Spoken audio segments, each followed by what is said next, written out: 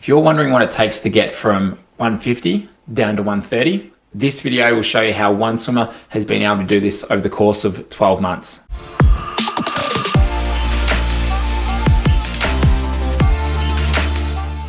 Hi, Brenton here from Effortless Swimming. If you're new to this channel, my background is in competitive swimming and I've coached for the last 14 years and won a number of national championships with a Masters Club. And over the course of the last 6 years, we've done thousands of video analysis sessions with people at our clinics. So we have a really good idea of what makes a difference to your speed in terms of your technique. And in today, I'm going to show you the video of one of the swimmers that I've worked with online for the last 12 months. His name is Chung-Huan Li, and he has gone from around a 150 pace per 100 down to around 130 or in the 130s. So when he first joined, he was doing about 19 to 20 minutes for his 1K efforts. And now within some of his sets, he's able to swim a pretty consistent like 130 to 140 depending on the distance. And you can see here this footage from the very start of when he joined. So here he was swimming around that sort of 150 mark, give or take, depending on the distance that he was doing. And in the initial videos, what it looked like to me was that he was a little bit not lazy in itself, but the technique was a little bit, the stroke rate was a little bit slow, and there was a lot of splay in the legs, and overall it wasn't very sort of narrow and tight. So what we wanted to do is just kind of bring everything in, increase the stroke rate, and just improve the effectiveness of the catch in the pool as well. And if you listen to the podcast, which if you haven't yet, look at the Effortless Swimming podcast on whichever platform that you use. I did an interview with Chung-Huan Li, and he explained a lot of the things that he went through and some of the frustrations he had early on when he just couldn't quite get it to click.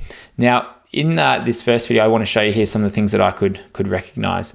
So what you may notice here from this front view is, all right, yes, there was a bit of crossover happening. So his entry was somewhat coming into the center. So one of the things we wanted to do was get on the train tracks, as in enter in line with the shoulder and reach straight forwards. Really common problem that people have, but if they correct it, then often it can correct a whole host of other faults in the stroke. So that was one thing.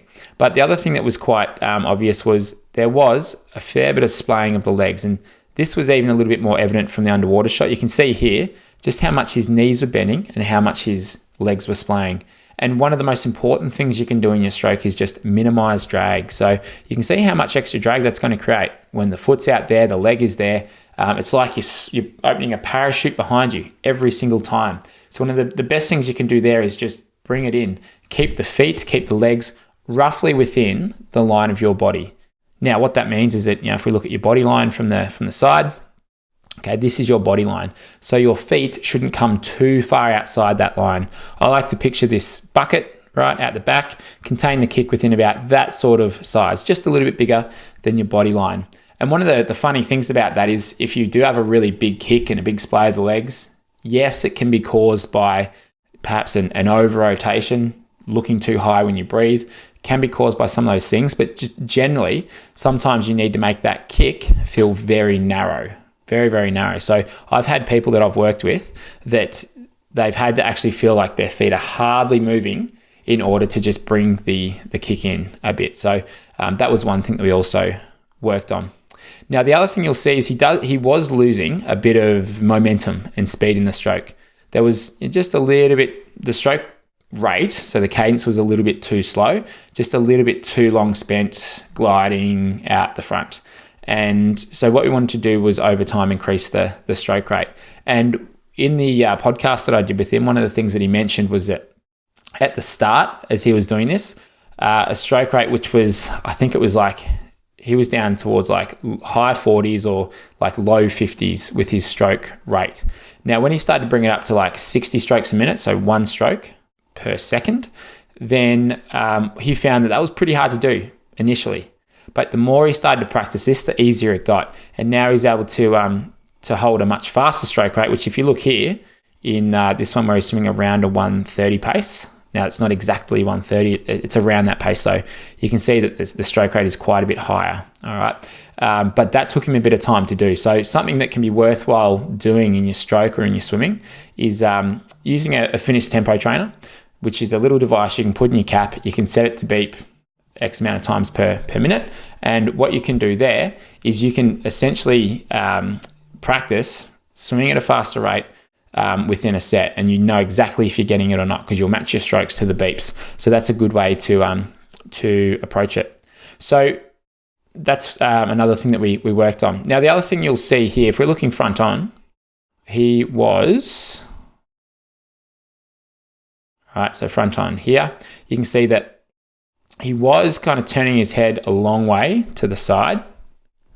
Shoulders were probably just over rotating a little bit here, and that was where we saw that splay of the legs coming in. The other thing too, you can see how far across that arm is in his catch. Fingertips are pretty much pointing straight to the side. Now, have a look at the difference between that and this one here. See how much better this is? So much better. Fingertips are pointing down, much better angle with the arm. So if we look at this angle of the catch, so at the end of his catch, you'll notice that angle's pretty much right on 120. And if we're looking at an elite level catch, we've got 100 to 120 in terms of the angle of the arm there. So that is so much more effective. And he just maintains that pressure on the water all the way through back to the hip there in a very good way, which is terrific. So much better. And left arm as well. So this is something we're continually working on, just trying to improve this angle here, but it's a good angle. Sometimes it does drift out a little bit, so we're still working on that, but you can see it's pretty close to that range that we want. So again, it's looking pretty good through there, especially compared to before.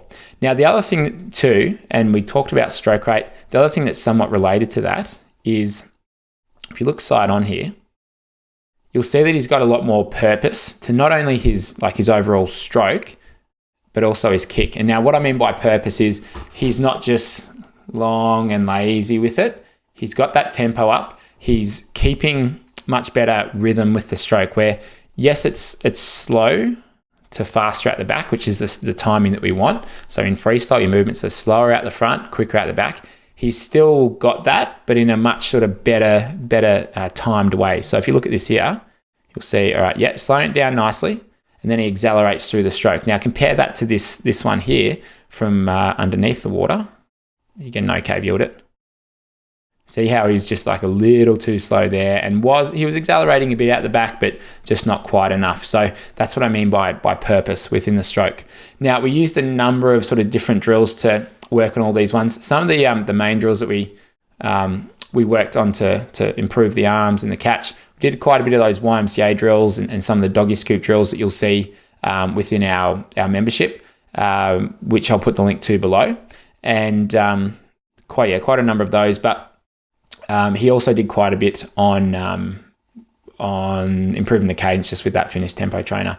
Now, this it took a little while for it to click. And one of the things that he mentioned in the podcast as well was that when he would look at his own videos, he wasn't really able to pick out what was wrong or where he could find that improvement.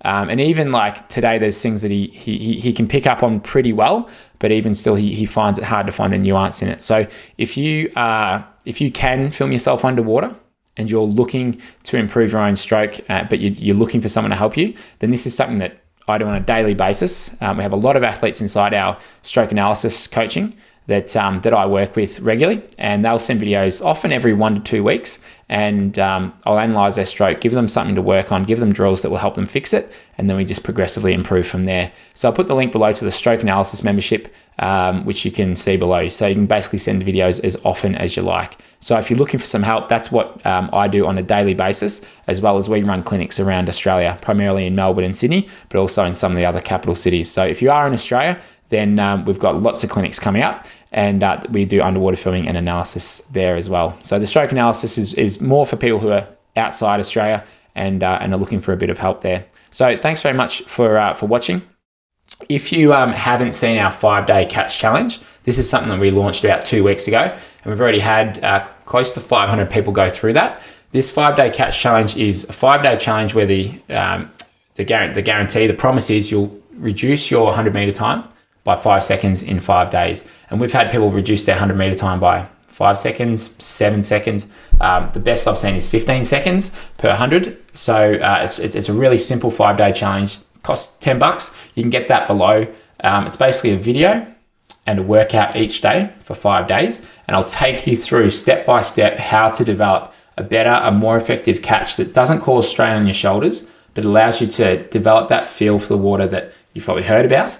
And also just it gives you a really good idea of what makes a difference to swimming faster. So grab that 5-day catch challenge if you haven't already.